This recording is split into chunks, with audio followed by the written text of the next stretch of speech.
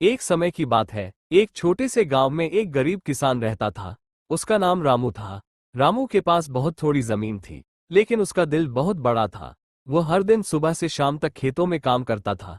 उसकी जमीन इतनी छोटी थी कि वह कभी अपनी जरूरतों को पूरी तरह से नहीं पूरा कर पाता था, फिर भी उसकी मेहनत कभी कम नहीं होती थी। रामू का सपना था कि एक दिन वह इतना समृद्ध हो जाएगा कि वह अपनी खेती से दूसरों की मदद कर सके।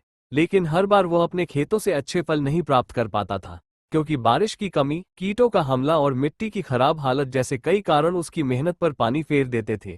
रामू की पत्नी सविता भी बहुत मेहनती थी। वो घर के सभी कामों के साथ साथ खेतों में भी रामू का हाथ बटाती थी। उनके छोटे से घर में बच्चे भी थे जो स्कूल जाते थे, लेकिन कभी कभी आर्थिक तंगी के कारण उन्हें पढ़ाई में रुकावट आती थी। एक दिन गांव में एक बड़ा बदलाव आया। सरकारी योजनाओं के तहत गांव में एक जलाशय का निर्माण हुआ, जिससे किसानों को नियमित पानी मिलने लगा। रामू ने उस पानी का सही उपयोग किया और धीरे धीरे उसकी जमीन उपजाऊ हो गई।